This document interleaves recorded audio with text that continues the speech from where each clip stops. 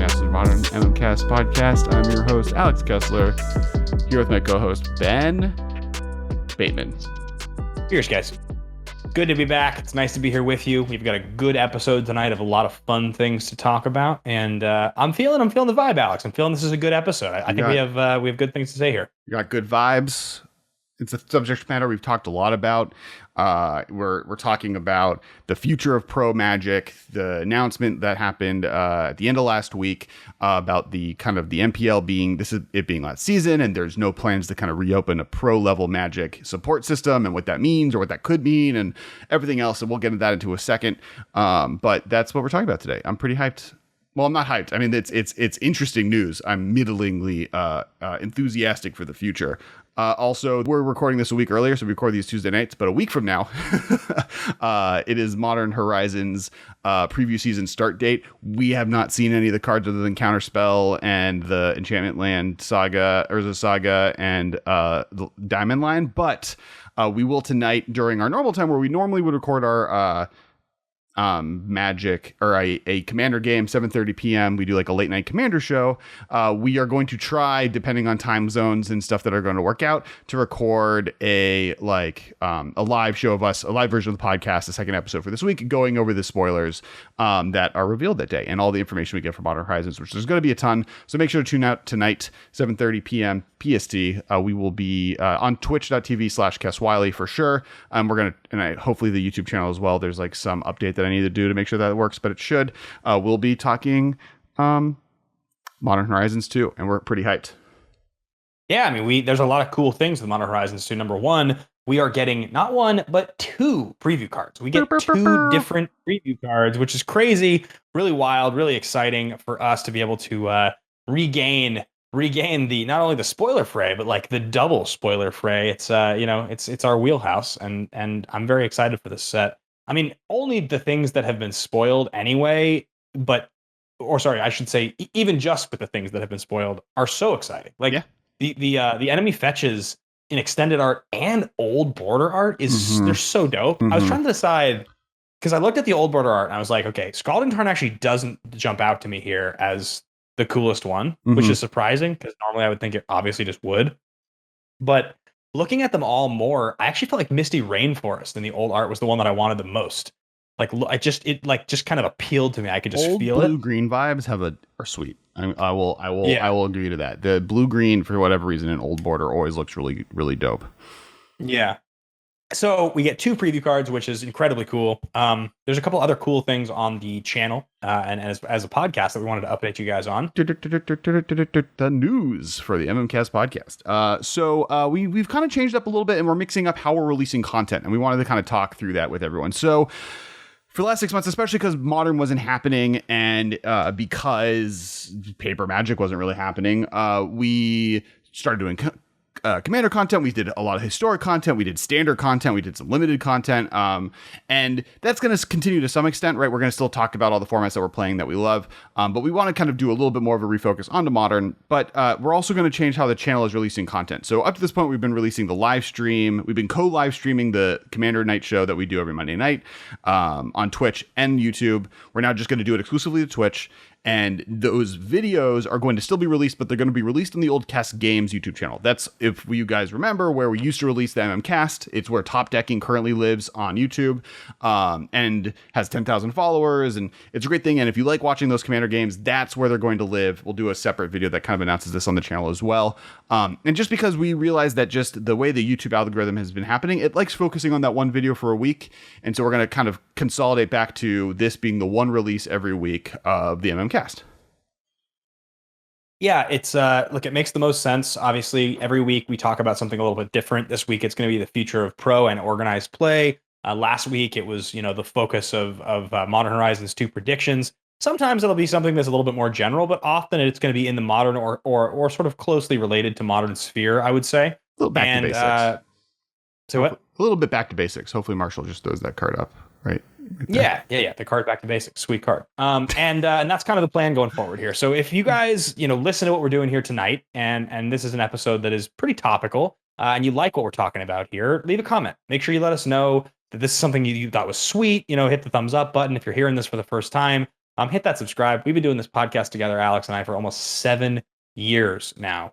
In fact, I think it is in just about 7 years, which is crazy to think about. So if you're finding us on YouTube for the first time, a subscription or a comment would be greatly appreciated. And yeah, I think we're looking forward to the future of the channel, especially as we get out of the pandemic and back into widely accepted digital or digital transitioning back into paper magic. So It's kind of what this episode is about, right? We're about to talk about Wizards is making change to pro play as a part of a reevaluation on how paper magic is going to be played in the future and how their experience doing Arena as the main focus for the last year and a half has been. But jumping ahead a little bit, because there's still some shout outs. Sorry, everybody. Yeah, we try to write like a ton of these every single week, but there was like a few things we for sure wanted to update.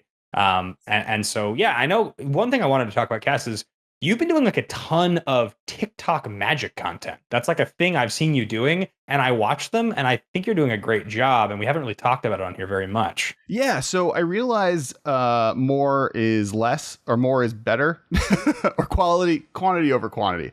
I don't know. There's not a good metaphor for here. But basically, I realized for TikTok, just making as much content as possible is easier. And then inspired by guys like Hank Green, where they are not doing TikTok dances, which I'm not going to be able to ever do, and I'm not the best lip syncer, so doing the audios isn't really going to be my vibe.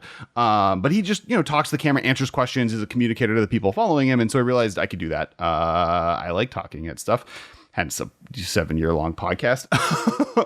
So definitely check it out. I've been doing some of the stuff we do there does make it onto the episode. Our big iconic card per color episode we did last week was inspired by a big series I did and still doing now. I'm in 2 color pairs on TikTok. I'm going through every single card on the modern ban list. I currently did Hogak this morning. At 20 so far down the list, and then once I'm done with that, I'll probably make my way to other ban lists. And ask and we'll probably, if you give me a cool question or they have a Q&A open on my on the TikTok feed, I'll answer questions there too. It's really cool. It's been fun kind of growing that community as well as all the other stuff that we're growing.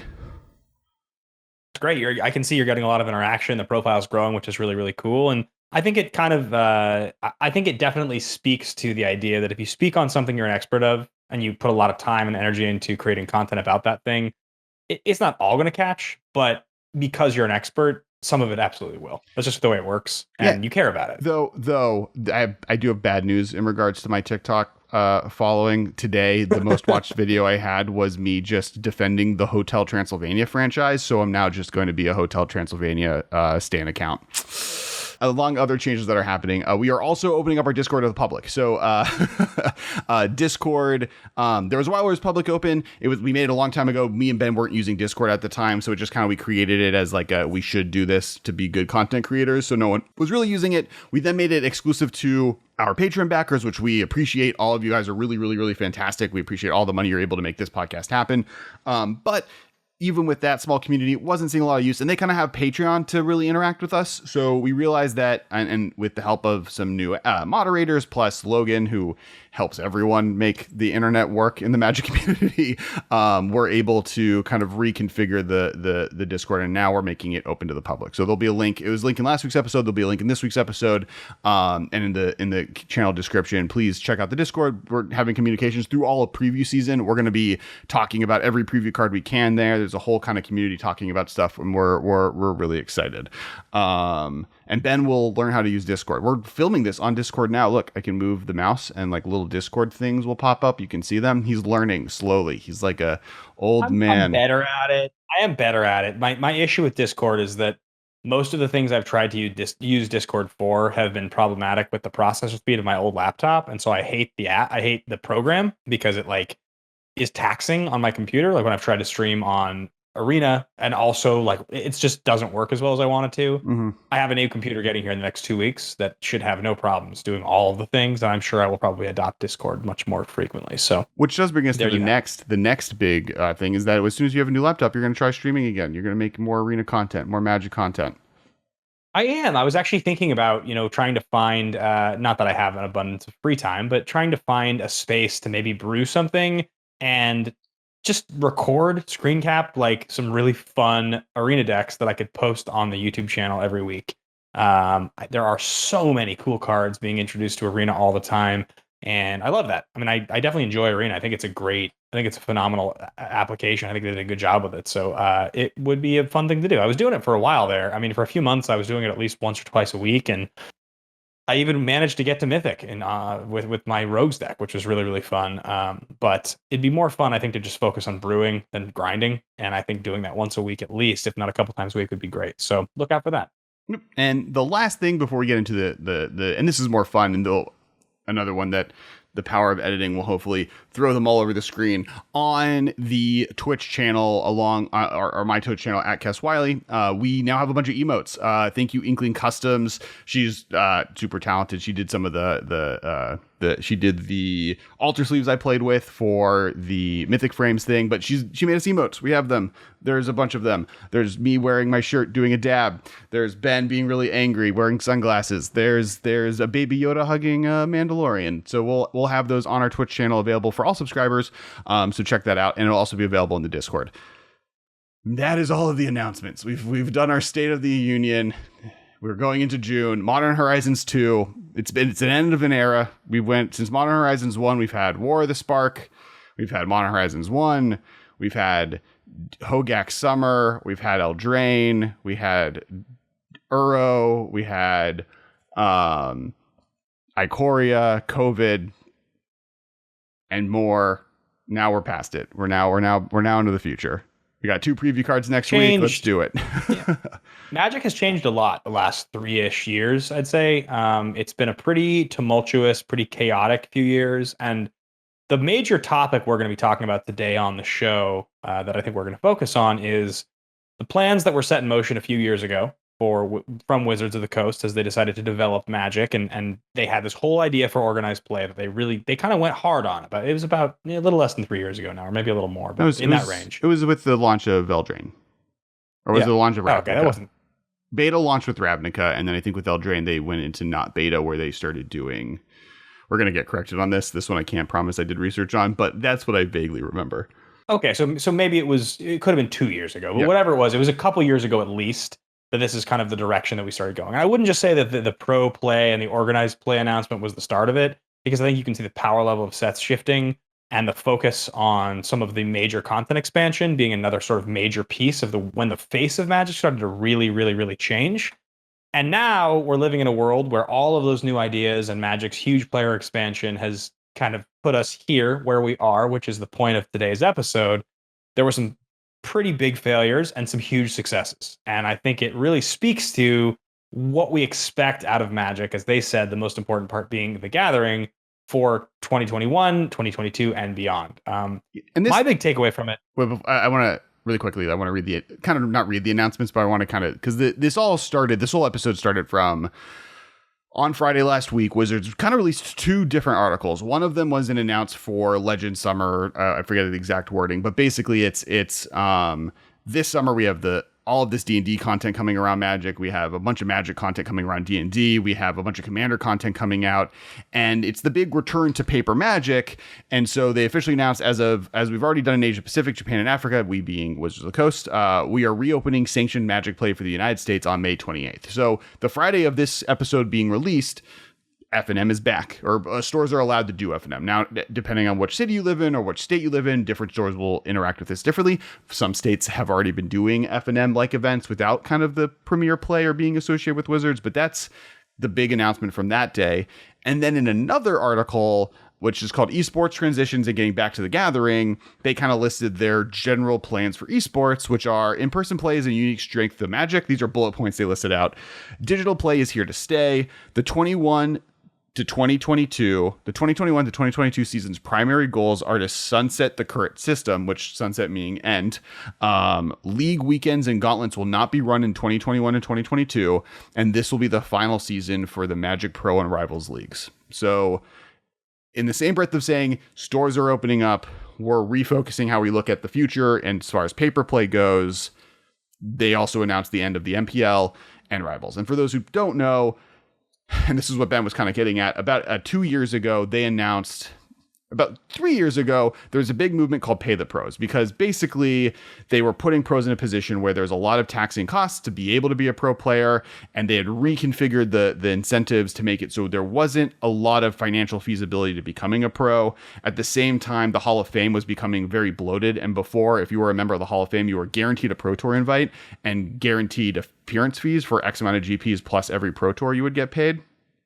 So there's just like a weird system that would always just get worse and worse, making it eventually the Pro Tours were too big because there were too many players just guaranteed with Hall of Fame access. So they decided to change it, and they made the MPL, which ended up being, I think it was 70 players, or no, 70. It was X amount of players, each making $70,000 a year, that were locked in, and then tournaments played throughout the year will guarantee enough of them a spot for the next year, and then X amount of them would then have to face in a tournament against the rivals group, which then the winners of that will move into the thing, and then people will drop out. And was kind of a brutal thing that happened 4 weeks ago, where we watched really, really popular MPL players, like on stream, required to play on stream by contract, lose their jobs.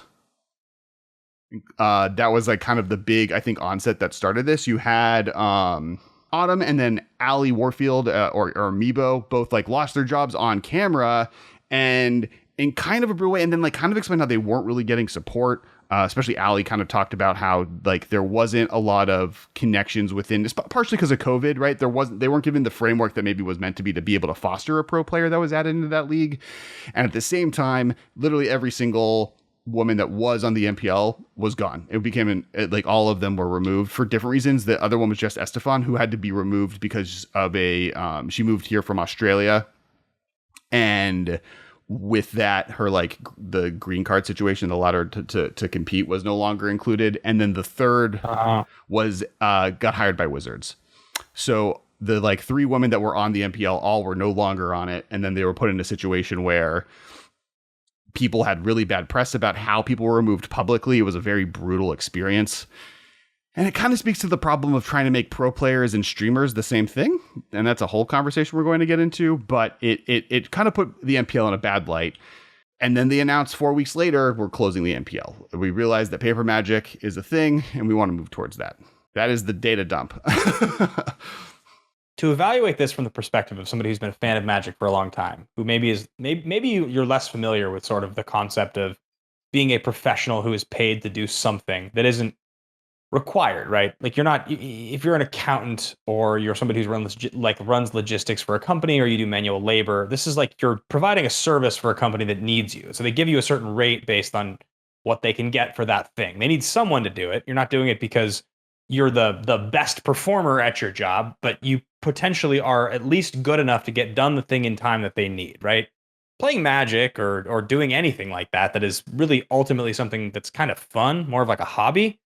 It's up to the people who want to make it a job for you. So if Wizards is going to make this a job and they're going to say, there's this much money we're going to provide for you to do this, you don't need to create something on your own. We're going to create the thing for you. They're basically saying that being good at Magic is good enough for you to warrant their support, which is a great thing. And honestly, if they had lots of money to give to tons of people, would be awesome, because we talking about this show, talking about Magic on this show and other shows, we promote their product, right? But at the end of the day, it's a corporation trying to turn a profit. So spending money on something has to turn into something else. Because you're good at Magic can't be the reason they want to pay you to play Magic. They have to get something out of it, which in the old days of the Pro Tour was marketing. That's the way that it was, right? The Pro Tour was their marketing budget. So I guess vaguely devil's advocate, the reason the Pro Tour exists, and part of the problems with the MPL, to be honest, because I think the MPL was a failed system, is that I don't think it did what I'm about to describe. I think it was a abject failure at providing a path to grinding Magic or a reason to grind Magic. But the old system, where if you win X amount of GPs or you place well enough of an amount of GPs, you get X amount of pro points that eventually get to benefits that eventually get to make it easier to get more pro points to eventually lead to you being able to go to pro tours regularly and make some amount of money, or, go at least infinite on being able to qualify for these events. That motivation has a lot of people spending a lot of money to be good at Magic. right? Like that's the value of the Pro Tour. That's the value of these tournaments from a corporate perspective is, hi, if you 7 million people that play, there are tournament grinders. That's a made up number. I don't know what that number is, but X amount of people that play, millions of people that play the tournament Magic. The reason you're doing it is to eventually hit the gravy train of the Pro Tour, whatever that means. It used to mean Hall of Fame or unlimited access to the Pro Tour, even if it just meant continued access to Pro Tours, right? Like there's a version of it where like from getting to your point on like content creation, and that's the real way that most pros have made money. And there's a really cool Twitter thread, Brian Kilber, that we'll talk about that kind of goes through this. Like multiple runs on a Pro Tour and getting a name for yourself there gives you contracts to write content, to post articles, to make video series, to do coverage, to get work at Wizards. Like there is a path to careers in the Magic community from being successful at tournament Magic, which I don't think has gone away. I do think that there will be a Pro Tour, there will be GPs. What's gone is Wizards saying, once you reach a specific position, we're going to start funding your life just to be a pro Magic player. They're going to still give you the platform. They're going to still give you the motivation to grind Magic, but they're no longer going to say, here's $70,000 a year just to be the best Magic player. So I think where you and I are saying the same thing is that if we compare this to like a professional sports league, if you pay an NFL player a certain amount of money to play a position, it's because number one, you think it will give your team the best chance to win. And by winning, you'll sell more tickets to fans who will buy those tickets and actually fund your organization, right? But the whole idea of getting the best talent and paying them that money is because the idea of you having the best talent, they're a draw, people want to see them play at a high level. And on top of that, if those players are great and you win, you will get more of those season ticket holders. You get more people showing up to games. It's just a financial pursuit. That's the whole entire idea behind paying top level performers in a sport. So if we're going to compare esports to classic American, physical sport, then you would have to say by paying these MPL players, we have a league that's drawing the kind of viewership that makes our money worth it. That's why we're paying these people and not other people. Which but that wasn't happening, right? Right. People didn't watch the content. They didn't care. This was entirely, and this is why we say the thing you were talking about of people grinding, those people who got those positions on the gravy train and those people who continue to show up in top eights and it was based on performance. They literally kept winning. Mm-hmm. They kept paying to get themselves to places. They kept placing over years and years and years. The gravy train's a little different because it's cumulative, but in general, the people that benefited the most were the ones who just actually performed. They were just rewarded for their performance, not for their commitment to Magic, but likely for their actual performance. It's a weirdly broken system because, as I know, and the last comparison I'll give is in the movie Trivia Schmodown, which I do a lot of work in and I compete and I travel for. Look, I don't get paid an arm and a leg to compete in Schmodown, right? But a lot of the things that I do that are kind of related to Schmodown bring benefits, right? Like the various, study sessions and sponsorships and things like that. It's not the Schmodown itself giving me those benefits. It's the things that audience has brought me. And I recognize that by performing at a high level, it gets me that attention. But if I lose every single match by one question, I never, ever, ever win, I'll still have the interest in that community that I've built myself, which is that I have invested in those people, which is why I actually get those benefits. But if I was just to say, I will live and die by getting the last question right, I will only benefit from this if I win 90% of the time, 70% of the time, I would quit. Because why would I do that? It can't be worth it, right? I mean, that's not like the way the old tournament grinder system worked that's what kind of the beauty of the pro point system was, right? Like if you got a pro point, you just like made your second draft on day 2 of a GP. So like there was a way to do it. And especially if you live on the East Coast where a lot of GPs are drivable, right? Back in the day before COVID, you were able to drive to all of them. It's not that hard. It's not that expensive to do that. There's obviously expense, right? That has always been a challenge with these, is that being able to be a good Grand Prix means you have to have a disposable income to be able to spend $70 a weekend driving to a hotel room, spending another $100 to spend in the hotel, not to mention gas or air freight, whatever. But the value with the sports team angle is slightly different because you're not like designating people to compete. It's like closer to tennis where like Yeah, I don't even know how like what a real good comparison there is, but I think that the failure of the MPL was it locked off this gravy train, right? There was no real knowledge. Like, I don't know. I have no idea how you get on the MPL. I am paid. Our patrons pay us money. Wizards gives us preview cards to know how to get on the MPL, and I have no idea. I think I know that you have to get onto Rivals, and then I know how Rivals gets onto the MPL. That part I know. I don't know how to get on the Rivals. I'm assuming you like X amount of the top mythic performers on limited and or standard and or historic on or constructed on arena get there, and then X amount of people that win GPs. I have no idea how the path to becoming a professional Magic player works in the current system. I don't think anyone knows. I've asked people in professional Magic, hey, how do you do this? And they're like, I don't know.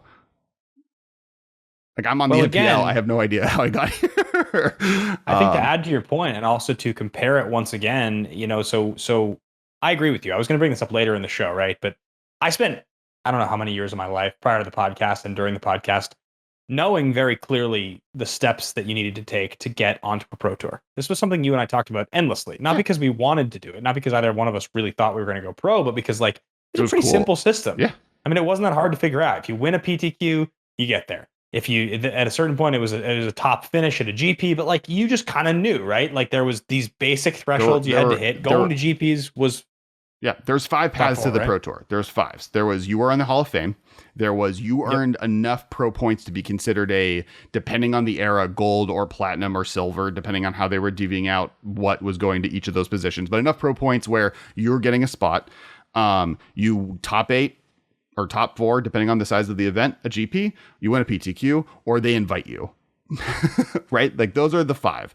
And that was easy. I understand how all of those worked. The last one I don't, but that's generally like, that's been true with the MPL. There's invitational ones, and that's up to Wizards' discretion. And some of it's just people that did really well. Some of them are people just like stunts. Day 9 has competed on a pro tour. If Jimmy Wong wanted to compete on a pro tour, I bet he probably could get his way onto a pro tour event.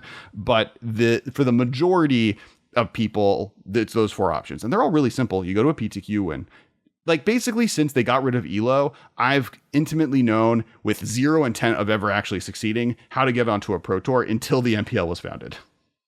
Right, exactly. And so I think the point there is that like we lived in this world for the longest time where we had a clear understanding of pro Magic, right? And we got it. Like if I wanted to go to every local or semi-local, like West Coast GP, like you and I would go often as content creators to play, to meet people, but I really like to play the main event, right? I like to do that. It was fun for me. The whole experience of being at a GP was really fun. I liked that I could go to a GP and I could play a pro level event. And if I did well, it would benefit me. And I could get closer to this dream. As Brian Kibler's thread you talked about even mentions, watching pros is fun. Having the idea that you could play against one of them is more fun.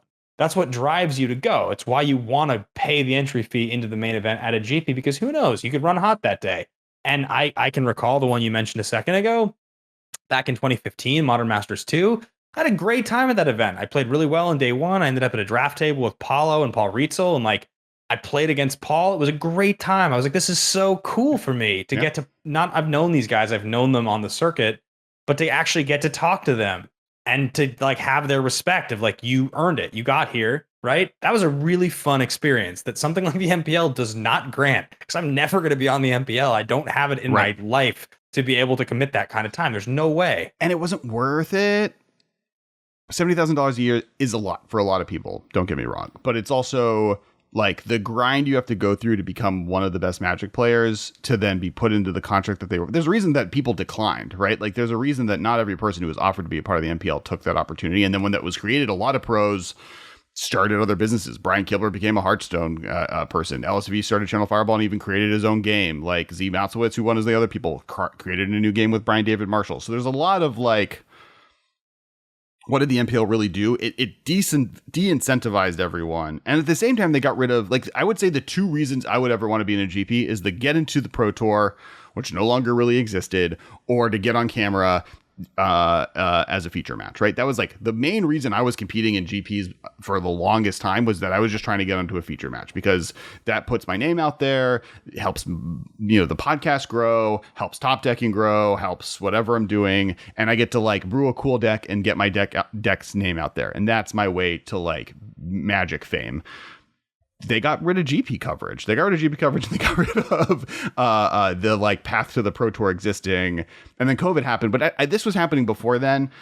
We did a whole episode when the last big change happened with Michael and me. And Michael had a really good theory on what he thought was going to happen. And we brought it up before. And basically it was that Wizards was hoping, and this is what I think is still happening.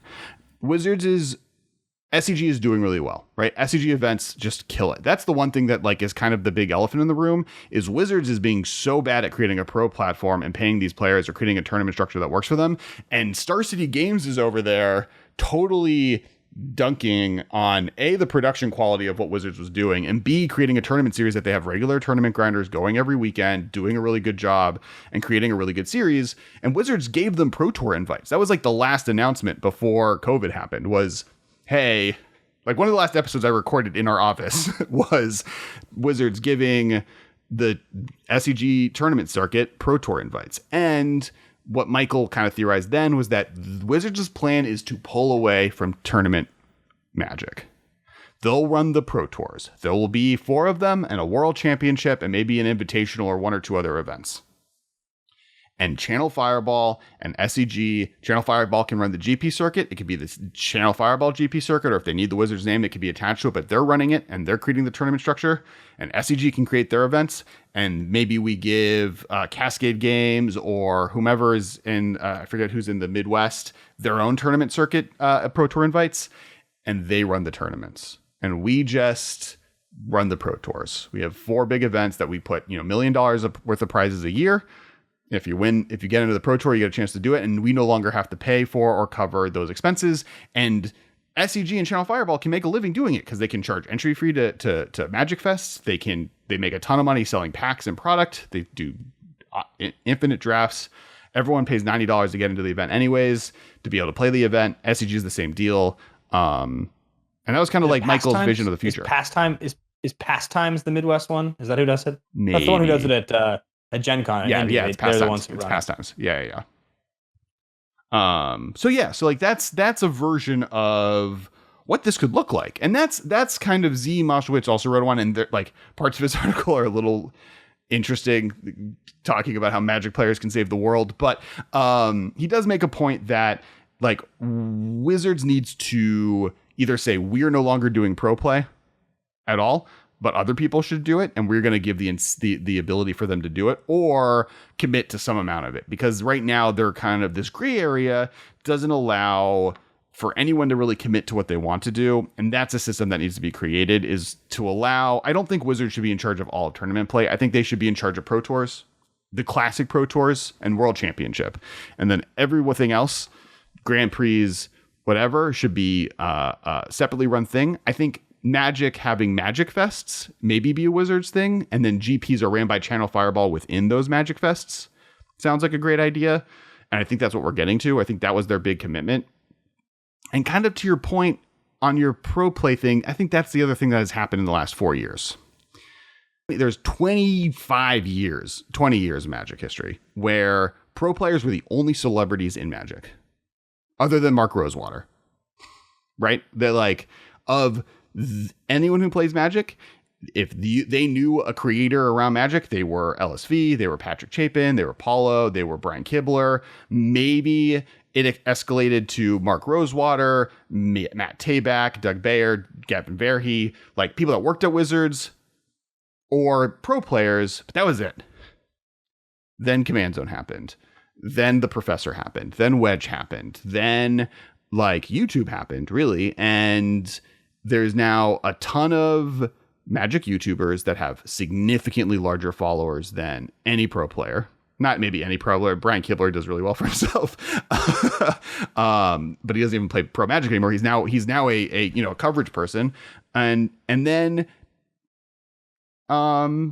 cosplay happened. Then, we had Christine Sprinkle as Avison, and we had Tappy and Olivia and Ashlyn, like going to events, making them more convention like. You then had just like streamers. You had, Numot, you had Agent Avenger, you had all of these guys and girls playing content on Talia Vess on Twitch, making it popular there. None of them are pro players.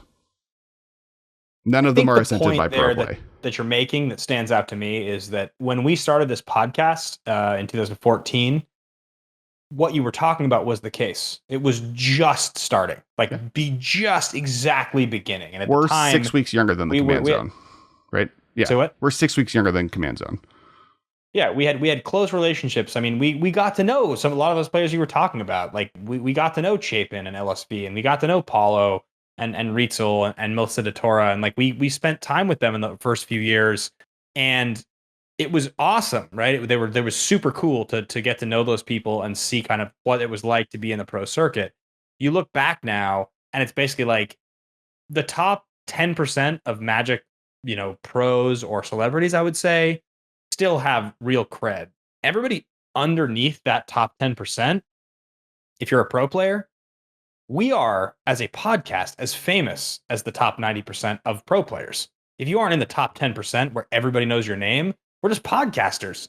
But if we go to an event, we'll probably talk to as many people and be recognized by as many people as the people outside that top 10. That's just the reality, sure. Right? Like the being a pro Magic player, I mean, look, since the MPL, this is going to be awful to say because I really always want to support what Wizards does. I have paid 1% or less attention to the actual exploits of the MPL since launch. Not because I didn't think it was cool, not because I didn't think that it was awesome that it existed. It just had zero effect on me. It didn't seem exciting. I didn't connect to it. It didn't feel like the thing that I think they wanted it to be. It actually just felt kind of isolated, like this little thing happening that was not supposed to be on my radar because I wasn't in it. Right. Well, and also like most of the tournaments were, and no one could be, like, you weren't in it, but no one you knew was in it, and not even just like no one you knew, because we literally know some of these guys and girls, and friends. But there was no chance for someone like you to have been in that event. Correct. I would have to be spending 8 hours a day, 7 days a week, being on the radar of those people. And I think I'm a good enough Magic player that if I did something like that and I really made it known that that's what I wanted, I could probably get in that world. Like I would have to spend some real time, but that's a more than full-time job. That's what you do. Well, that's your job when you meet someone. And kind of my point, like there's a reason that movies and TV shows have Ted Mosby as the main character, right? Or the Ross, or like there is always a character that is generic and boring. And the point of that character is for you to pretend you're them. That's why they exist. Yeah, right. Like the reason that most sitcoms or TV shows or movies have a normal character surrounded by wacky people or characters is because they're supposed to be the person you represent yourself within the story.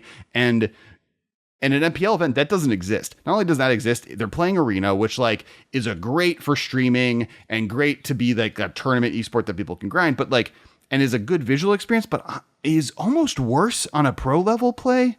Like when I see pros playing Arena, I am bored versus when I watch them play Paper Magic. And I don't know what that is. I can't quantify why me watching LSV versus Brian Kibler play Magic at a table is going to be way more entertaining, even though I can't even read the cards, than watching pro players stream. And that's part of it. Maybe it's just like a pro player streaming is like they're in their chair. They're like clicking. They're not really talking through stuff. It's not like you don't have the crowd around them. It's just less interesting. I can't really quantify what it is. And that's gone now, I guess, is part of the point. And my point about even more is if you were to go to the average Magic player now, especially after the last like 3 weeks where like famous like musicians and songwriters are now Magic players, and you're asked, who do you want to go? If you're going to a Magic Fest, who would you want to see? They're not going to say Paul Ritzel. Like as much as I want to see, like they're not going to like maybe they say LSV. They're going to be like, oh, I want to see Jimmy.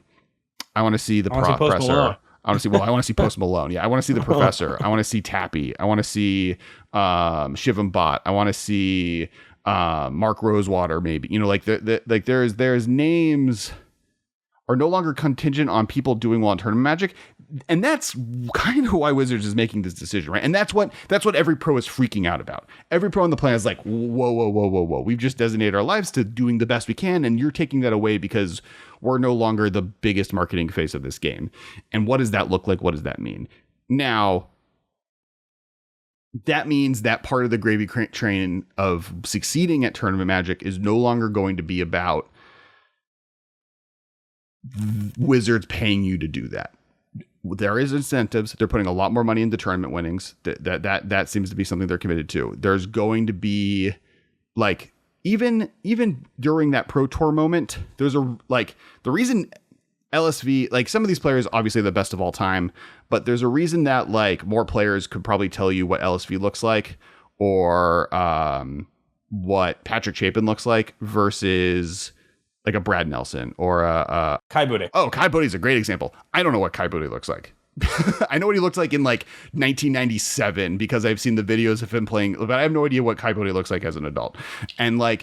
And that's because to make a living as a Magic pro, you needed to become a content creator, and you needed to write for SCG. You needed to write for Channel Fireball or TCG Player. You needed to be, making content, posting deck lists regularly. And that's how you grew to know these people. It happens that a lot of them become the best players. And that's why, because, the reason that they're making a living on Channel Fireball SCG is because they're paying them a lot of money to do so.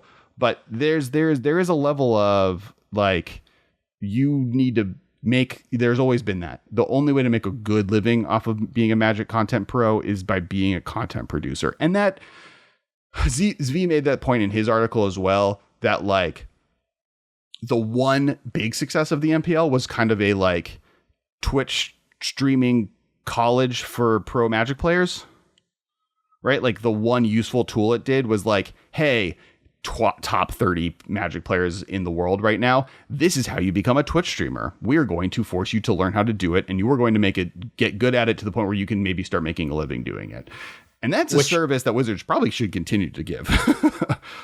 Well, so I think what you're saying actually there really sparks the initial part of our conversation that I was bringing up, which is that if you are just Wizards of the Coast and your goal is just to have a pro league, unless that pro league is getting tons and tons and tons of viewership, spending the money they were spending doesn't make any sense, because you at that point, all you're doing is burning your money. Like all you're doing is providing a playground for the best players to make your money, right? If it's not getting viewership, if it isn't actually generating interest, then you aren't spending your money in the most effective way, which I completely understand that they would look at that and go, this isn't getting new users, new players, and viewership.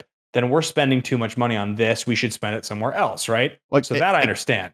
Except that the one thing that they need to maintain, and that's the thing that I think people are worried about, and the greater community is worried about, is they need to maintain incentivization to play in tournaments, right? So, totally. So what I was gonna say though is that that's sort of a separate issue. The idea that if you're good at something, and let's just use math, right? Let's use like just actually writing down math as something you could be good at. If you are the most boring person in the world who is the smartest person in the world, and you're able to write down math really efficiently and correctly, and someone wants to film you doing it, it might be successful, but it probably won't be. If you do that and you have some amount of talking to the camera, you find a way to be charming and fun and funny or engaging, it's more likely that it will be successful.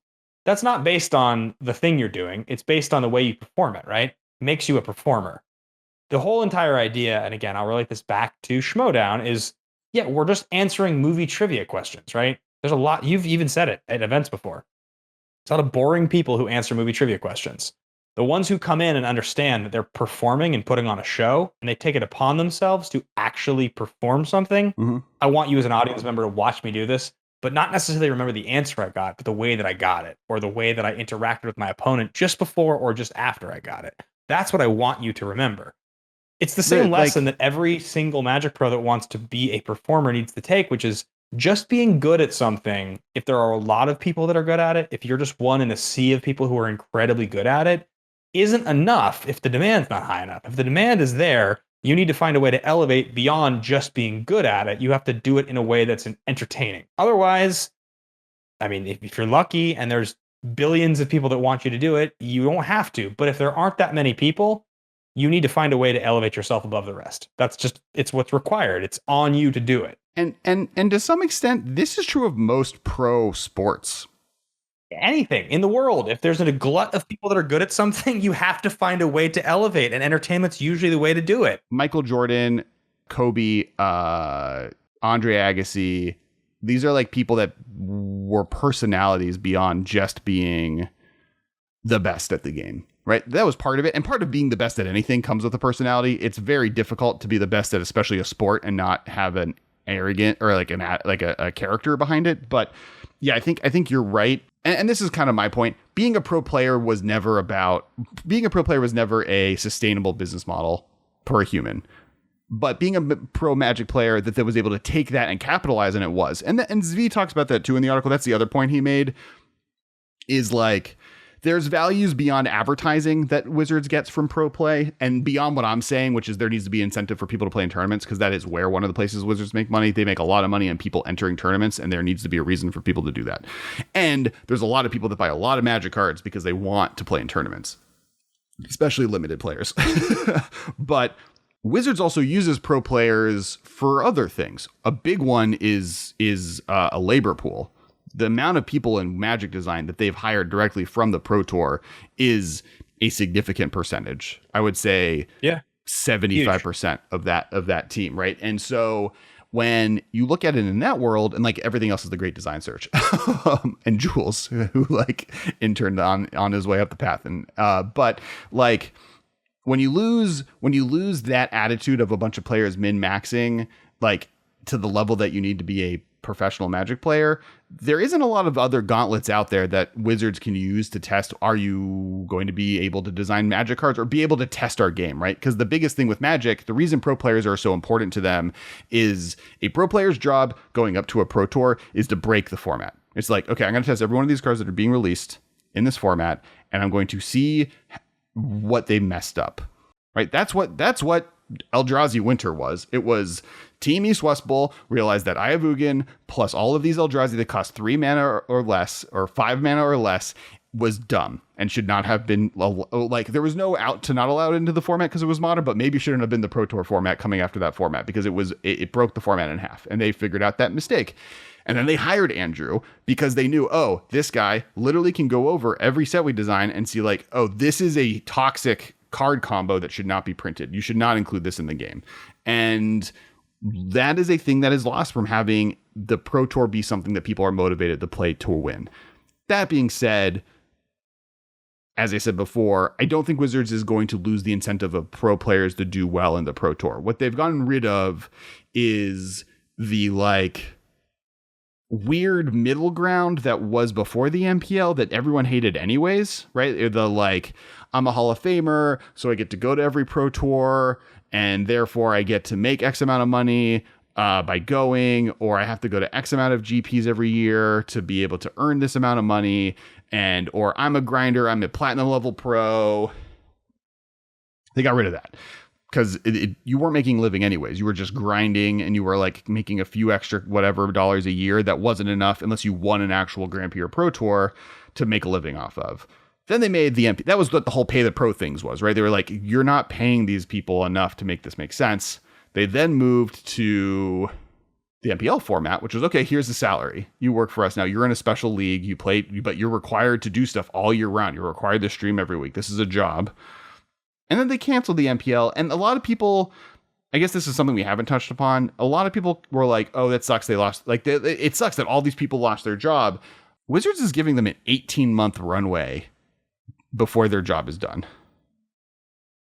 Well, also, I mean, the other thing I was going to say is that, you know, the initial MPL crop is 32 players, right? Yes. 70 grand per person. Right. Yeah. Which means 200. You're looking at $2 to $3 million in support for non-events. Like, this is just your salary. Mm-hmm. $2 to $3 million you're paying in salary for people to just play Magic and stream and ultimately build their own following, right? Build something that if they're streaming on their own channel, on their own Twitch, is not going to make you money unless they get massively famous. If they're even in just in a moderate tier, all they're doing is getting subs for themselves. They're just making themselves a living, which is great for them, but you're not actually getting that much of a return on your money if they get 20,000, let's say 20,000, 30, 50,000 followers on Twitch, right? Like it's if they get like 2 million, good. You've made something happen. But if they're in the very moderate to small tier, like Wizards wasn't making very much money on spending $2 to $3 million. That's an enormous amount of money to spend. That's my point, though, is that those jobs were not. They were taking advantage of them, right? Like, and not by taking advantage, like I'm like they weren't scamming them. They were using the tool they were like paying for to create those eyeballs. But the purpose of those positions were to motivate other people to try and get those positions. That's the point of pro play. Like that's what Wizards was, and like hopefully that they knew that. Hopefully, it feels like they also realized, oh, we didn't create that. We created a gate kept community of pro players that most people feel like they can't get into. These pro players then are also creating events that are so insular that no one wants to watch them because part of Magic that makes Magic great is the ability for someone who is not the best player in the world has a chance to win, that I can spike a tournament because I came up with the best deck, right? I came up with the Eye of Ugin combo. Or Zach Elsick, who now works at Wizards, did this, right? His career is based on he was maybe not the best player, but he figured out that Lantern control worked with a Reddit community. And he was the one that was able to pilot it to a top 16 finish and then win a GP a week later and was like, oh, this is a metagame flaw. And I figured it out. That's the dream of Magic, and the MPL eliminated that. That just didn't exist anymore. which is a crazy thing. So we've talked a ton about the MPL, the flaws of it, why pro Magic in the way that it had been introduced the last 2 years is now going away.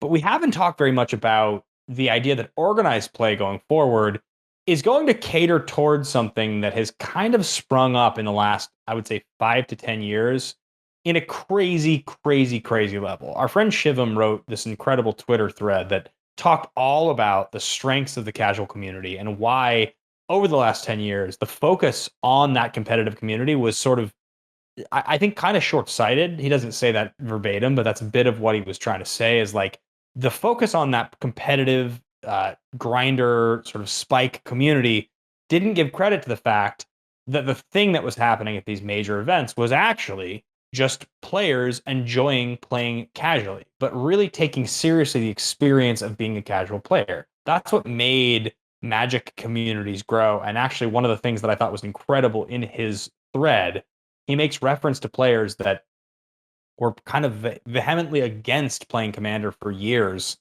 embracing it. And I read that and I was like, I mean, that's just me. I didn't think it was a bad format. I just said for years that it was a format that just didn't appeal to me. It just didn't have a thing that I bought into. And when it finally became something that I realized was one of the only ways I was going to get to play Magic on a week-to-week basis, I really had a good time. It made way more sense. I had a really, really fun time. Right. And I'm like excited now to go to GPs next year, to Magic Fests, and have 8-10 Commander decks and be able to play against people and know that like I'll enjoy the game.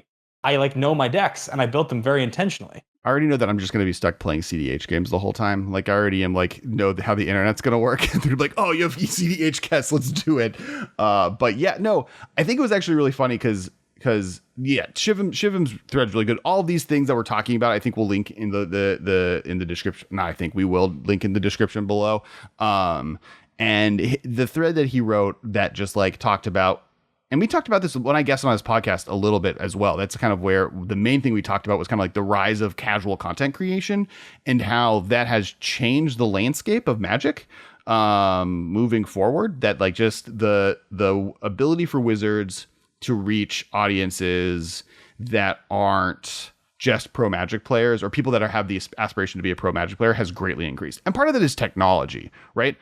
Literally, when we started this podcast, YouTube was just in the middle, like 5 years old, like 2000. We started in 2014. I guess YouTube was 7 years old. Yeah, like VidCon had its fourth year. But I mean, like, yeah, it wasn't Marbles big was in the like way that it is first now. starting. PewDiePie just started streaming, I think, in that era. But like, At that point, like the most followed people on YouTube were pack openers, just opening packs on stream.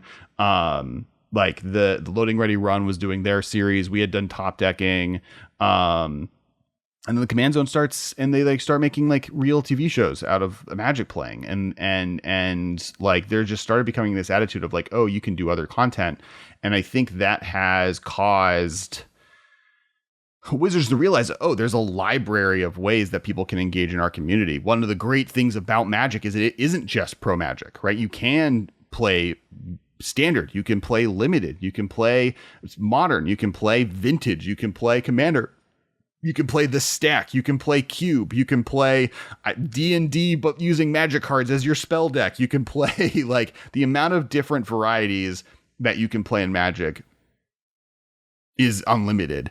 And for a long time, they were just focused on the tournament. And some of that was just availability, right? In the world of the 90s and the mid 2000s and the budgets that existed and the technology that existed, it wasn't easy for them to focus on anything but pro Magic. I don't know how else you do that, right? They at first, for one point, they had an ESPN show, right? They were on the jokingly, the Ocho. There was a Pro Tour on ESPN for a while. Long time ago, but yes, it was a thing. Yeah, so like they did what they could there, and that was a way of kind of going about it. But then just the world kind of grew around it that became much more expansive, and that was the beginning of Magic Fests. People are pointing at Command Fest as like, oh, Command Fests are going to be the future. And I saw a lot of retailers kind of be broing it. That's an interesting point, is like retailers don't like Command Fests. And I think the flaw of Command Fests was, I think a Command Fest is a bad idea. I think a Magic Fest is a good idea. I think a Command Fest should be at every Magic Fest. Like, I think that like the GP being the center of a Magic Fest is a mistake. And they started doing, right? The Command Zone ended up being at every single Magic Fest. I just think that like literally you were not allowed to draft at the Command Fest. That was a mistake to me. There was no tournament behind it. So I think there's a middle point. I think the rebranding of a Command Fest was important, because what did happen was they were able to get players that would not go to a GP to go. Because there is such a stigma that like a Grand Prix is only a tournament. You don't need to go there unless you're going to a tournament. Everyone who's gone to a Grand Prix knows that a Grand Prix is a convention. And honestly, people should be charged to go in. And then that fee can be applied to the Command Zone, the main event, or like a gift card that you can use to buy cards when you're in there. But like there should be, like, I honestly believe that to enter a Grand Prix, you get $100 voucher. Basically, it should cost you $100 to go to a Grand Prix. But alongside that, you get the promo, you get the mat, you get access to the Command Zone or the main event or X amount of drafts, or you can use it. Like they give you, Channel Fireball gives you $70 worth of credit on their store, right? Like you get store credit with it. And that way it's safer. That way you like don't have the weird problem of like there's less thief issues. Like there's a lot of safety issues around them to make them more conventions that would be nicer, and they become more profitable. You can do cooler stuff. You can pay the artists that are there. You can pay for Tappy and Olivia and Ashlyn and Sprinkle to fly to every one of these things. You can pay us to do panels. You can pay for the infrastructure to do panels. You don't even have to pay us. I don't need to get paid. I just want a stage that has a microphone for me to talk at an audience. I think your idea here is cool, except that I think 100 is really restrictive, because I think there's a lot of players that want to show up with their decks and they want to hang out and play casually. Say what? A GP costs $70 to enter. Like right now, you have to pay $70 to play in a GP. Totally. But I think a lot of people that go to an event don't walk in planning to play the main event, right? So I think they show up with their decks, their commander decks. They maybe play a draft, and they hang out with people for a day, and they go home. And I think like, well, but the idea even the Command Zone costs $60 to enter, right? Like right now, if you were to go to a Magic Fest, a Command Zone is $60, main event is $70, 2 limited events is $60. Sure, but my point is that the Command Zone is an awesome thing that they invented. But if you want to find a way prior to the Command Zone to play Commander with your friends at a table, you will. Like people did. You would find a table. It was like you'd get moved sometimes, but like if that's what you wanted, you'd do it, right? Do you not remember Grand Prix LA, where like the top 10 Magic content creators in the world were all in the food court outside because judges kicked us all off of tables? It was like Jimmy, Josh, Prof, Shivam. I think Sheldon was there. Like it was like the like. Sure, but my point is that even that, which I don't think is good for Magic, we were still there hanging out, having a good time playing Magic. So like I think $100, even I think $50 is restrictive to players who maybe are on a budget. But I think if you made it like the literal cost of the entry level event is the entry fee. So let's just say it was $15, right? Let's say it was $15 to get in. With your $15, you got something, anything. The cheapest piece of promo. I think I completely agree with you at that point. I think if 1,000 people show up and it's $15 and you make 15 grand as the entry cost, that tournament organizer before anything else happens, and that $15 gets you entry to the cheapest event, right? That's the thing. You say to people, your $15 will get you an event. That's it. $15 and you get like the cheapest draft or whatever it is. So the average price for a Comic-Con ticket, not San Diego, not LA, Comic-Con around the country is $90. That doesn't come with gameplay. That doesn't come with anything. That's just entry. And those are packed. Not always packed because sometimes they're in the middle of nowhere, but they're relatively full. Right now, the largest demographic for a lot of these events is still the main event tournament players. What you lose is people buying from stores. And that's why I do think it should go to store credit. I like... Yes, you might lose some players, but it's safer. Like, that's a big thing. And you'll get more people to go because you can guarantee that prof will be there, or you can spend funds on making the conventions more event oriented and more exciting for people to show up than not having that. I mean, like that Command Zone Command Fest itself, I think was $50 to get into. So it's not like they're not already thinking of doing this. The store credit one's really interesting, right? Like if you have 23 vendors in an event, if it's a 1 through 23 random when you enter, that's the voucher you get, right? Is like you just get one at random, because obviously if it was just everybody got their choice, they would all just spend money at the biggest one. You make Comic-Con tickets. Or not Comic-Con tickets. You make Magic Fest tickets, right? Like you get 100 Magic Fest bucks when you buy your entry, and that is 1 for 1 worth $1. And you go to each of the convention halls, and at the end of the convention, they take their bucks and give it to Channel Fireball, and Channel Fireball gives them 1 for 1 for their Command Fest dollars. And that's just from, like, it's a gift card system, right? I think you have to make it loose to all of them, because if it's random at 1 of 23, like, you might get stuck with the booth that just has like Power 9 and garbage and sure Power 9 and lands, right? Like that. Like, I've gone to these, and sometimes there's just that one booth who's the guy who has one table filled with cases, and it's all $500 cards and above. And if you get that at random, you're just not going to be able to buy anything. So I think more you get the choice to get store credit. Like that's what I think is you just get like a gift card. I can use that gift card to pay for the main event. I can use it to pay for the Command Zone. I can use it to pay for events, or I can pay for random product at retailers. And then beyond that, I can spend more money, right? Like, it's not like I'm capped at that gift card, but that's like it's how Vegas works, right? I'm going to Vegas for the first time in 3 weeks. It's going to be weird, but I'm going to Vegas, and we bought a hotel room, and they give us $100 voucher just that we can spend anywhere in the casino. You are going to Las Vegas, and your buy-in is usable in chips, essentially. Correct. Like wherever you're staying. They're giving me the chips for the casino. I can use it to buy food. I can use it for brunch. I can use it to see a show. I can use it to get into a club. God forbid. I can use it to gamble. Probably going to use it to gamble. I can use it at the pool. So like, I think you just do that at Magic Fest. Not like in a gambling way, but in a like, just you pay for entry. It just is like, I'm guaranteeing that I'm going to spend $70 at this event. 30 of the dollars are going to the actual event itself. That allows Channel Fireball to put $100 worth of stuff into the community. Most people were paying that anyways. Like, the percentage of people you lose are the people that were going to Command Fests to sell their cards only, which I think does need a solution. That's the one flaw with this idea, is that like if you're selling your cards, there's a problem. And there has to be a workaround. People that are smarter than me can figure it out. Maybe there's an area outside that people can sell. Maybe the stores are just not, maybe it's like stores are outside of the entry zone, right? I think that's the easiest way, is you have the Magic Fest, and then you have a shopping area right outside of the Magic Fest. Kind of at New York Toy Fair, where they have like the food court and all the cool stuff in the lobby. And then you enter the business world of the Toy Fair. Just have that where all the shops are. That way people can sell their cards. That's the only limitation I can see with this idea. But other than those people, 99% of the people there are paying for a Command Zone, paying for the GP, or paying the 3 drafts worth of events that it needs to get to $100. And it could be $75, I feel like right? you could probably have like a I mean, how would you do this? So like Comic-Con has check-in, check-out with badges, right? Like that's what they do. Yeah. You have like your badge, you hit the thing.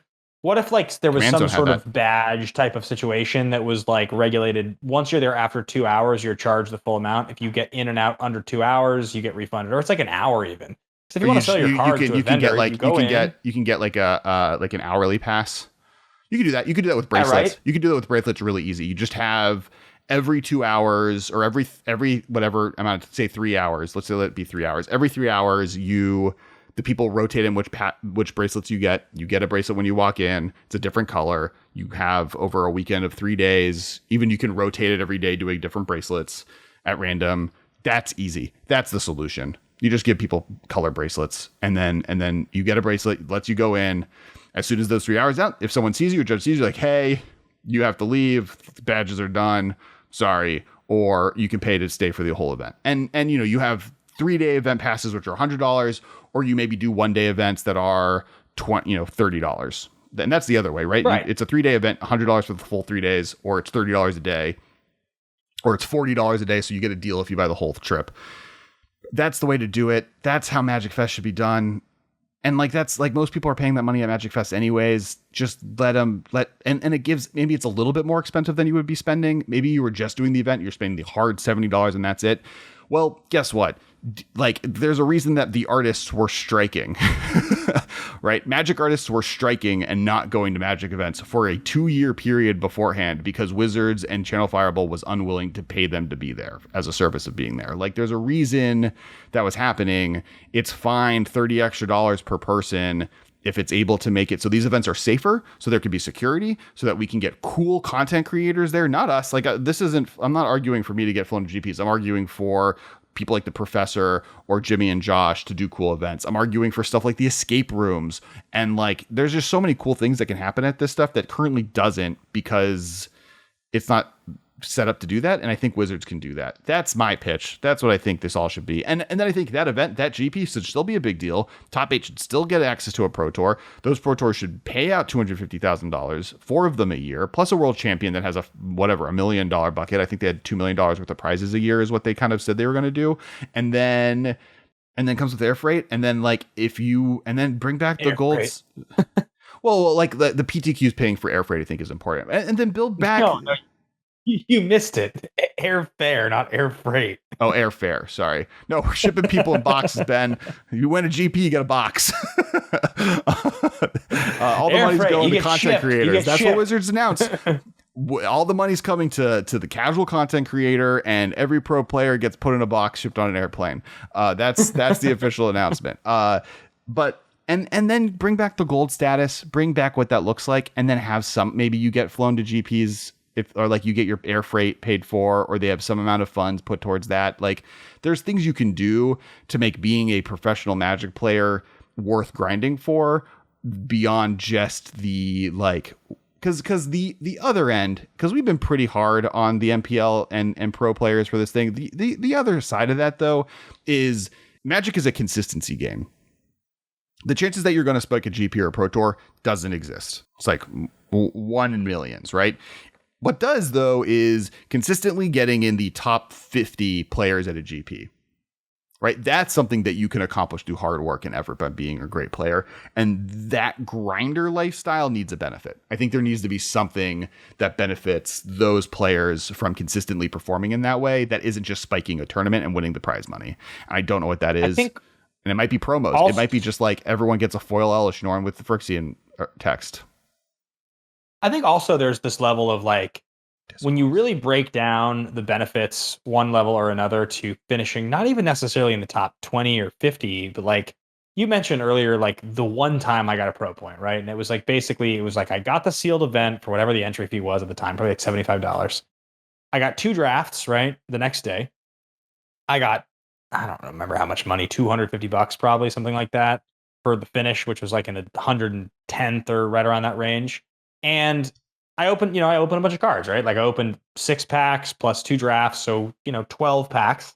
That, if you were able to do even just that on a consistent level and you think long-term with Magic's value, like I opened enough cards in those packs that were worth money for sure. I know I did. I mean, 12 packs of like a somewhat premier set.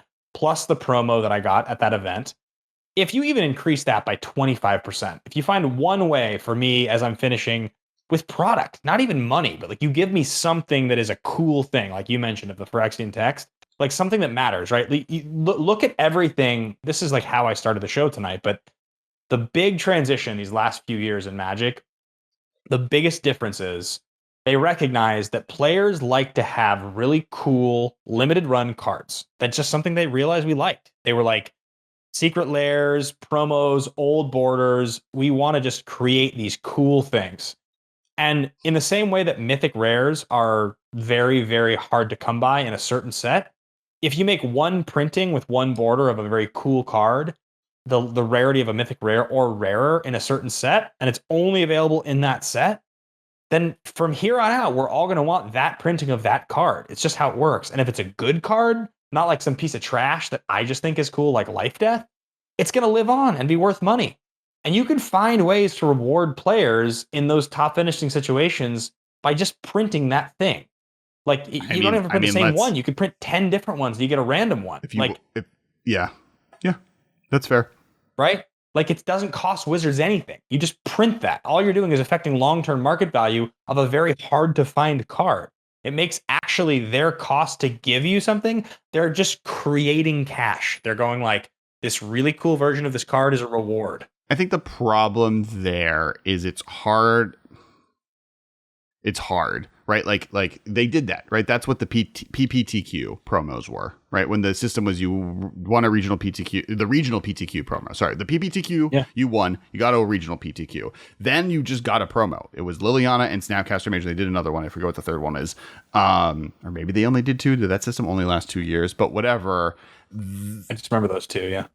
That worked, and that could be the way that system works, right? Is you get some that's still only like $100 for like doing a thing that doesn't even pay for air fare. But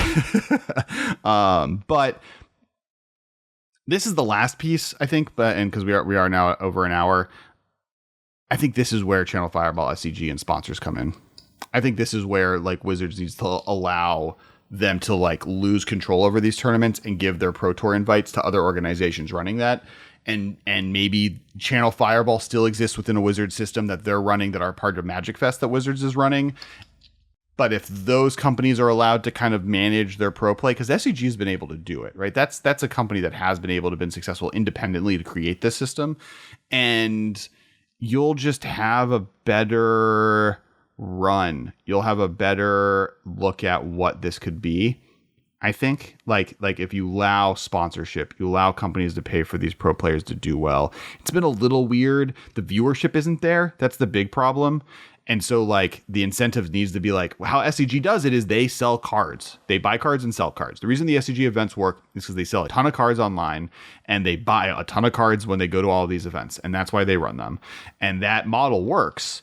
And as you were saying, that's the marketing, right? The marketing is I can win these tournaments and do well, or I can be like these Magic Pro players that are doing well at these SGG events.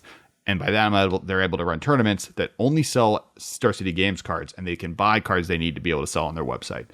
And it's the reason they're one of the most successful websites. And Channel Fireball is the same with the Grand Prix system. So there needs to be a conversation on like what do you create to pro players to make it worth grinding them? Maybe you don't. Maybe it's just prize pitting for winning and you get rid of that grinder lifestyle and you just like end up with less people like the Paulo Vito, Dame Rosas and the Chapins in that world. And those are content creators now. And maybe that's just actually what the future is. The problem, I think, is then what Z said, which is like there is a reason to have that amazing Magic player, though there is a benefit for that existing. The other one is maybe those are just on Arena, right? The people that grind those events. Like there's so many different avenues for a player to be good at Magic that they can accomplish. I don't know. Yeah, I don't know what the answer is to that. And I think that's the thing that people are worried about.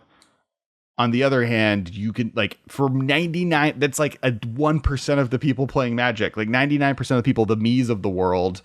I'm going to GPs just to have fun and to see how my brew did. And like, maybe I do well and I cash and I do great. And maybe I don't. And I mean, I think my last comparison that I would give to Schmodown, which I've mentioned 3 times tonight. And if you guys don't know, though I think you probably do because I've mentioned it on here before, is the largest movie trivia league in the world. It's a show on YouTube and a traveling show live when the world returns to normal. When they arrange to bring people into the league, some of them are just randoms. They're fans of the show, but some of them are like, this year we brought in Griffin Newman and Eric Whiteley from Blind Wave, or Griffin Newman is an actor who's in all kinds of stuff and has a huge show called Blank Check Podcast. He was on the front page of IMDb the other day, right? Like he is somebody who people listen to because they love his takes on movies. He's quite famous now for that reason.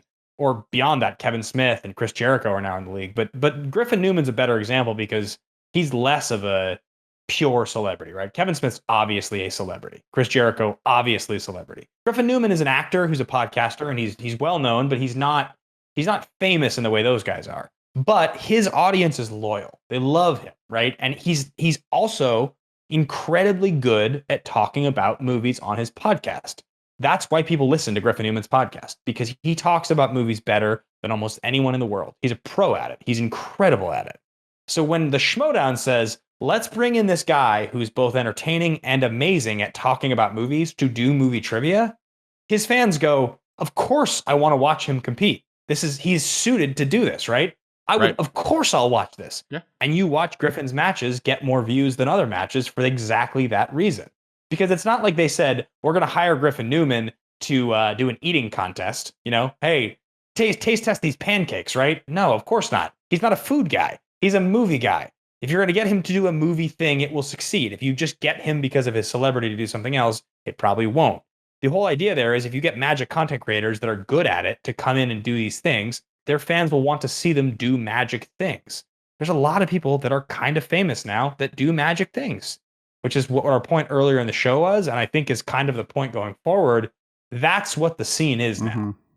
Well, we want to see those people play against each other, us play against those people more so than the aspiring pro from Iowa playing in their basement with no following online who just is good at Magic. Being just good at Magic isn't the future of pro Magic, unfortunately. There has to be something more than just being good at it. I don't know how much I agree with that. I do think that we're going to see more funding go towards these groups of people, but there's always going to be there's a reason our podcast existed alongside the Command Zone, right? There's a strategy content creator world that is dependent on you also being the best Magic player, right? There's a reason that I'm going to watch an LSV draft video, and it's not because he's necessarily the most charismatic drafter. It's because he's better than everyone else on the planet and is charismatic enough for me to listen to him talk for 2 hours. There's a reason that I'll read every Ari Lax article or literally anything that Sam Black puts on the internet, because they're just so much better than every Magic player or most Magic players on the planet that just reading 3 paragraphs of content they're making makes me better at Magic. And that's going to be true forever. There is always going to be a hunger from the Magic community, which is a competitive game, which Wizards has said you are still going to be able to make hundreds of thousands of dollars winning tournaments playing this game. So there's still going to be a motivation to be the best you possibly can be. And those people, even if they are not an entertaining personality, are going to be able to garnish a following or be able to be successful in this world. But to your point, the future of making a living making Magic, the future of making a living around Magic is creating content. That's, I think, the difference. Is you don't need to have a following to make a living playing Magic. You need to create content and create a following based on your skill level around Magic if you want Magic to be your professional life. And that's what the MPL was. Right? They already did that. That happened 2 years ago when they said the MPL is the way you make $7,000 a year, and we are going to force every one of these players to stream 7 days a week. There's a reason that in the NFL, running backs that wear helmets don't actually get long-term brand recognition, and wide receivers that wear helmets kind of do, but quarterbacks who throw the ball and whose face you see all the time before and after the game and then do commercials get brand recognition and become legitimately famous people. So those are the people that get photo ops. They get to be on the covers of magazines. They get to talk. You get to hear their voice and understand them. It's why the NBA is much more player driven and why the NFL is much more team driven, because in the NBA, they don't wear helmets, and the stars, you just see them react. You see their faces and their emotions on the field. They aren't covered. And so at the end of the day, people in the world connect to NBA players and their stories and their goofy personalities far more And it's sort of the whole idea is that you have to find a way to communicate why you are who you are beyond just being good at it. If you can do that, being good at it is icing on the cake, right? You can't be great at Magic as a pro player or a pro level player if you're not great. You have to be good. You have to be able to win. If you can win and you have something that you channel, you can find a way to just show yourself. You will be more successful. I think that's a real lesson, right? There is now a library of ways to be a successful Magic person. And that includes everything from TikTok to being a professional Magic player. And the key, though, for all of that right now is that unless you're winning tournaments, unless you've won a GP or a Pro Tour, you're most likely going to be able to capitalize on your success with writing contracts, content creator contracts, podcast contracts, etc.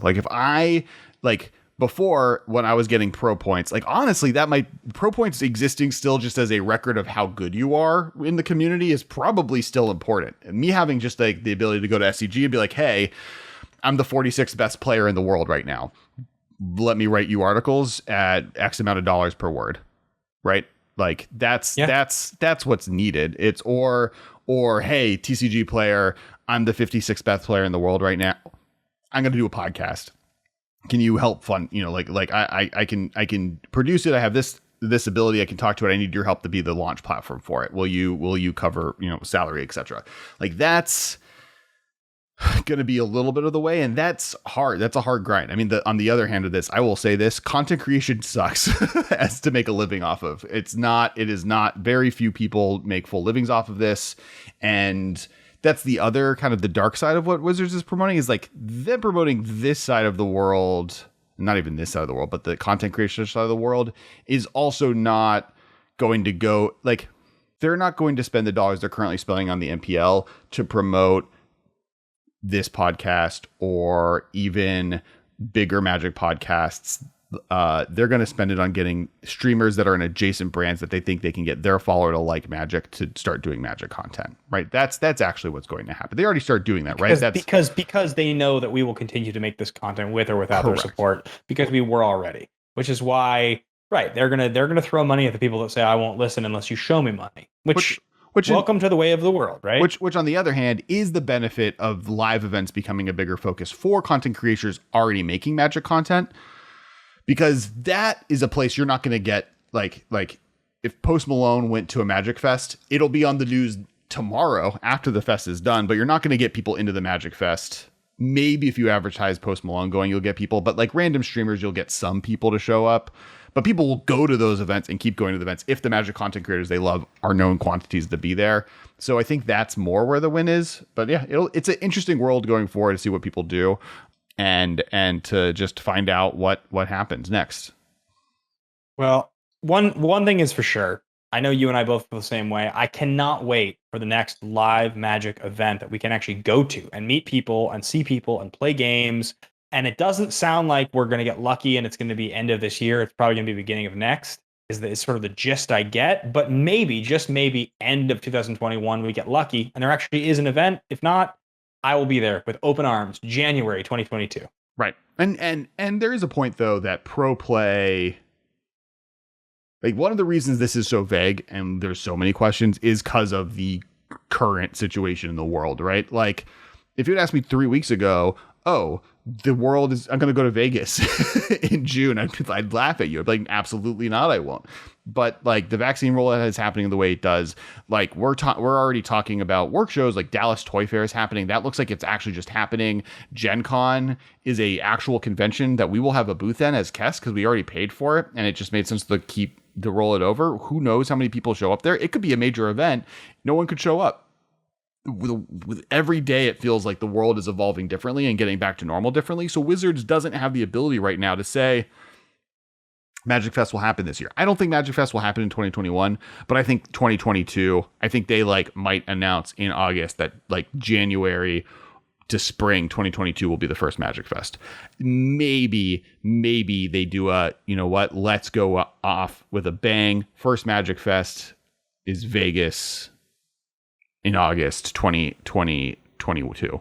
I think that to me seems like a possibility. Or they realize the smart thing, which is they start earlier, because like doing the first time you're doing an event, doing your giant event is like a recipe for disaster. And I don't think Wizards wants a fire festival on their hands, but I think next year we'll see Magic events come back. I think like by August at the latest. I will be at every single one that's even remotely close to us. That is true. I will be at all of them. Like the chances I don't just go to whatever the first one is, it's going to have to be in a place I absolutely have no interest in going to. They'd have to be like, I don't even North know. Dakota, Fargo. We're gonna have like Grand Prix Fargo. Fargo in February is like maybe, but I've heard like it's intense, but it's gorgeous, right? Like I've heard really good things about Fargo in the dead of winter, because it's like you just have never experienced anything like Fargo in the winter, is what I've been told. Just like blanket white as far as the eye can see. Like the world looks different. It looks like an alien planet. But yeah, I'm super hyped for Paper Magic to come back. We played this weekend. It was amazing. I think that the final kind of cap on it, Pro Play's not going anywhere. Professional tournaments aren't going anywhere. The like top echelon of like what platinum status was is what's gone. What the MPL replaced that with is gone. One person on Twitter, and I forget what their name was kind of tweeting at us when I asked about this, like, they're worried that even like the airfare that you get from winning a PTQ is going to go away. That I don't think goes away, or at least I don't think it goes away as much as it was, because I know it wasn't like a totally guaranteed thing. You were already able to like I think you will be able, when you qualify for events, to get your way to those events. I don't think they're going to create a pro tour that you won't be able to go to if you win the way to get in there. And that's the one thing that I can see being more incentivized. I think international pro tours, as soon as they can come back, are still a huge selling point. I think like that's, for most people, the real win is getting to go to like Tokyo, Pro Tour Tokyo. Right? Like you get to like Wizards, you won a ticket there, you get to go there. I still think airfare is going to be a part of this experience. So yeah, I think Israel, Kuala Lumpur, like all the incredible events, all the incredible locations. That's not going anywhere. I think that still exists. Wizards would be dumb to get rid of that. What Wizards is getting rid of though is the like the statement that we are going to make it so you can be a professional Magic player with a salary from us. And that affects literally 32 people. And it affects all the people that wanted to get that job. But I don't think that there won't be incentives for those people. They just won't be a promise of being able to make a living that way, which is kind of what it was before. It's not like the existence before the MPL was much better than that. You had to become a Hall of Famer to like really start making, which is like the accomplishments were crazy. You had to do crazy things. By the time by the time you're a Hall of Famer, you've already figured out ways to make a living off of Magic that becoming an MPL member wouldn't have been worth it. Right. So that's my thoughts. I would love to hear what you guys think below. Please hit that like, comment. What Magic Fest would you not go to? Money is no object. There's a city that a Magic Fest is happening and you don't want to go. What city is that? Jeez, where would it be? I mean, it would have to be like just like a really not interesting or like uncomfortable place for me to go to. But I mean, honestly, all the ones that I can think of that war torn countries, like it has to be within the United States. Like you can't be like, I want to go to like, or I'd go to anywhere in Texas. I probably would go anywhere in Florida. The whole like Gainesville in July thing is a little suspect. Like if we're going to a small Florida spot, maybe not, I guess. Maybe.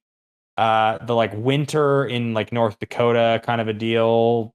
I guess that would test me. You know, if you tell me it's Gainesville in July, I wear linen pants. I don't give a darn. Like I don't care. I truly don't care. Like I will show up with my cards or my proxy cards, and yeah, I think I just want to be around people. I think I have to be hospitalized, or like something in my life momentous is happening that I like can't miss, like a niece or nephew being born, or which like none of my siblings are in committed relationships, not to mention at the point where that could be happening. Yeah, like something would have to be happening in my life that would make it so I would miss the very first Magic Fest. Yeah, I mean, it's the same way I feel about almost anything. I guess if it would happen next week, If they were to announce that it was happening during COVID-esque environments, I think I would be like, I'll miss it. That's a fair point, right? Like I feel like I need to be. We're in May right now. I feel like August is the beginning of when I'm going to start to feel like this is okay. Yeah. Even though I realize the CDC guidelines are what they are, I still feel like I want to give it a couple months after now before I start to feel like we're okay.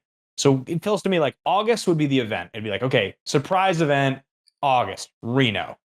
Do you go? Yeah. Yes. Easy. There's a 0% chance, right? Like I go. We find a way. There's no question. I would drive, I would fly. Yeah, no. Like Reno's an easy city. That's like, yeah, no problem.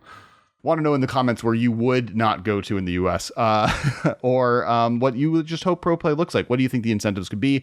Also, do you think would you pay $100 with all of the incentives I said? Would you pay $100 to go to a Magic Fest? And the stores aren't inside. Like the stores are in a little mall. And then after, if you want to play Magic in that space, you have to pass the line. Would you pay the $100? That's what I actually really want to hear. So thanks. Please like if all. Remember, 2 preview cards next week. We have tonight a live stream talking about all of the Modern Horizons stuff that I know you are all excited by. We're excited by it. In fact, that's another thing to comment. I want to know what Modern Horizons cards and what you want to do with them so that when we talk about them tonight live, we can talk about them. Also, make sure, check out our Monday night Commander streams we normally do. That live show is happening instead of the Commander stream tonight, but make sure to check that out. We'll have that available as well. And make sure to go like and subscribe to Kest Games. That's where the new MMCast late night show Commander streams are now going to live on YouTube. So if you've been watching it here, it's now going to live there. And or watch it on Twitch, twitch.tv/KestWiley. You can get all the new fancy emotes. They're all good. They're all great. They're all hyped. phenomenal. There's one of Kest. There's one of the two of us. There's one of me. I'm not looking angry. I just look focused. You have the Terminator laser coming out of your. Yeah, I look like Cable, man. He's really focused. He's like super serious. That's like what I look like Cable. You know. Okay. Sure. Yeah. Do you want me to call it Ben? I was gonna call it Angry, like because we get like little. We have to name all of them. That's the thing we have to figure out. But we can do that later. All right. Thanks, everyone. We'll talk to you all tonight and next week and all the time. Super hyped. Bye, guys. This has been a production of Time Traveler Media, sending podcasts into the future.